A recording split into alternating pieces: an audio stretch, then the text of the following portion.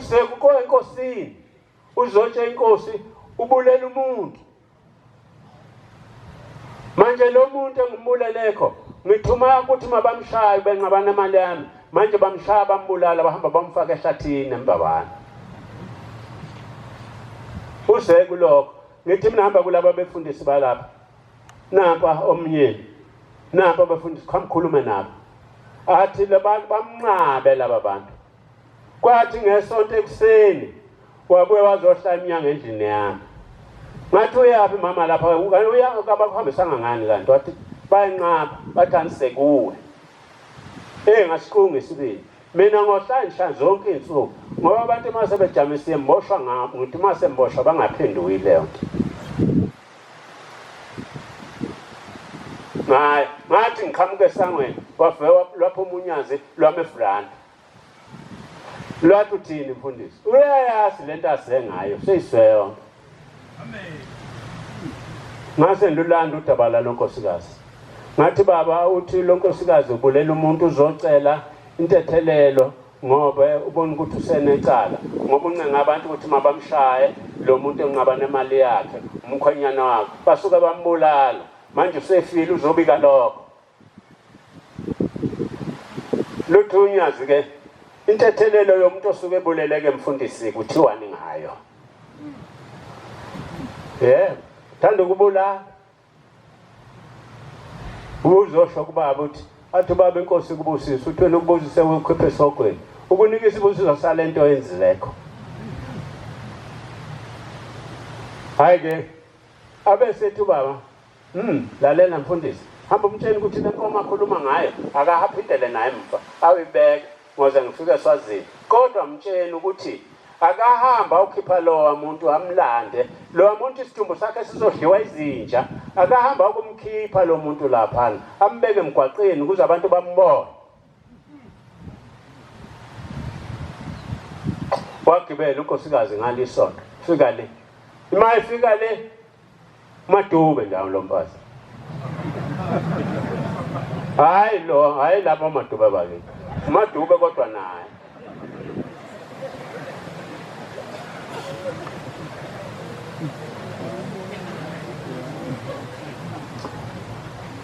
Abuyele ekhaya mayifika ekhaya eyokhuluma lolu daba lokuthi kufuneka lo muntu ahamba ukhipha ehlathini athi efika kuthiwa khona umuntu amasotsha angena ehlathini athola isidumbu somuntu khona sithatha asiqukula ahamba naso ubenyakaza engakhulumi kodwa uvukile nje bamthwelele uhlulekile bamqukuya wami usesibhedlela uhlala inyanga ezintathu lo muntu esibhedlela engakhulumi. Kanti unyazi selohambela wayalapha la ubiza amasotsha ambawo lawa afaka ehlathini ukuthi awukhipha lesi sidumbu. Sinenkinga manoda emhlabeni. Abese ke loNkosikazi abese bemuso ukuthi ukhona sebesiya ukuthi uyena abuthumele igebengu ukuthi azimbulala abese behloma bakubo kwalomfazi.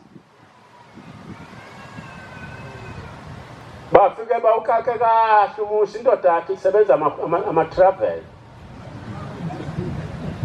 Inyanga isibhamu. Bama bamlindele unengane yodwa babili nengane phakathi. Kwathi umama indlu sibhohlokile phezulu. Ilanga belisha umlilo phakathi endlini. Uthi unyazi lwaqhamuka emkhathini. Lehlela phakathi emlilweni. Lafike lwama lapha eduze kwesidumbu salomuntu kwaloNkosikazi. Umlilo awuzange ufike kuloNkosikazi washa indlu yaphela. Wathi mayiphuma lapha loNkosikazi lwaphela unyazi babaleka abantu bathi kushuthi lo sekuspoki lo muntu bengeke aphume lo muntu kulomlilo esubasile.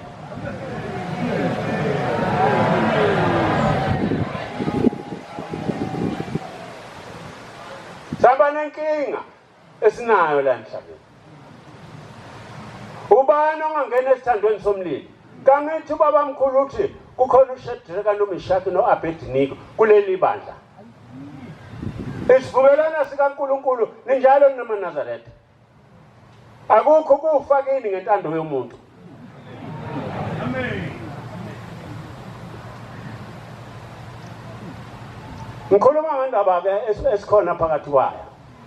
Ubaba ilanga wasuka noGumede elokishini leThekwini. INkosikazi umyeni wayo eboshiwe ebulela umlungu. Bahamba baya kwaMthethe kwaSini esuka le eRamotville elokishini. Wahamba naye wathi uGumede ahamba sambe senkosini isikwasulu. Wahamba waze wafika na. Uthi ke wakhuluma uGumede wakhuluma loludaba.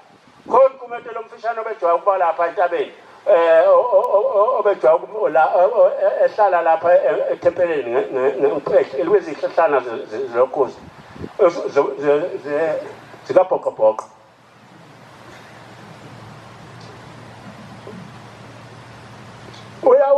Uthi uGumede uthi ubaba kuyilo mfazi abukhuluma umfazi athi ubaba akawazi awuqaqa umlomo wathula nje. Basuka bahamba wadindisa ililo lomfazi wakhala. Gumede uhambisa iswele ngaka uzonhlekisa lo muntu akamphenduli lona manje njengoba ukuthule nje kakhuluma lutho. Kanti lithula nje ihuka liyahamba liye emajajini. Kwathi ngakusasa ukuphuma kwemgidi wamemeza ubaba wathi bezani lo mfazi masibani bani. Uthi lo mfazi wayekhona eduzana kwakhe kodwa umxaka ukuthi njengoba embiza uShembe masingane ethi makakubizwe lo mfazi nje ngoba akazange ambuze nje isibongo sakhe. Wafika waya kuye.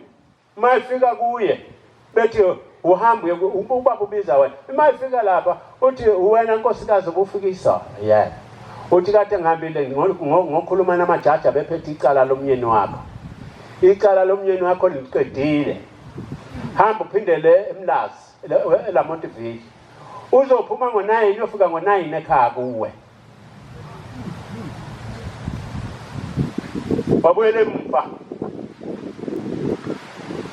Umfundi wahamba engakholele bathi uthi wafika washisa ingubo. Uthe ubaba umphekele inkomishi yetiye uzofika ngo9.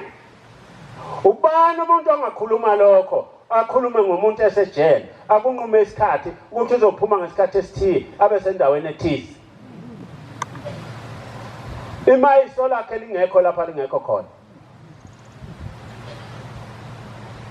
Kwathi ngo9 lo munye yaqhamuka indoda. Yayithi iqhamuka indoda umfazi wakhohlwa wabethwa ufaka ngiyabona ngiyambuka nami seyaluza lo mfazi ebona into angazange ayibone ukuthi kukhona umuntu okwazi ukukhipha umuntu athi kade athi umuntu asho uNkulunkulu. Uthena umuntu akazi ukuthi ukhuluma noNkulunkulu. Lo muntu obekhuluma noNkulunkulu. Amen. Intombazana eyathi eNazaretheni kodwa nenziwa yini? Lithatha umuntu nithi kuye ingcwele ngoba kusho kuJesu ukuthi ingcwele. Yahamba yakumbona lo muntu ekhuluma ngaye. Yathi kanjena. Yasibeka izandla inkosi etafuleni. Kwavela ipikili lapha kwavela lapha wayebethelwa khona. Yawa phansi.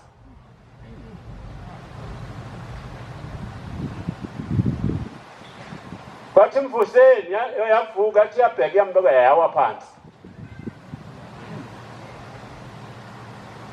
Yavuka lapha wezulayo lathi hawu maNazaretha. Nifihla into engaka. Kanti uyena othi amaNazaretha akhuleke alandela umuntu. Useyamkhombisa ukuthi nguyena lokho okwenziwa kwakho kukuye. Uye lokhona la. Sibona ingilozi phansi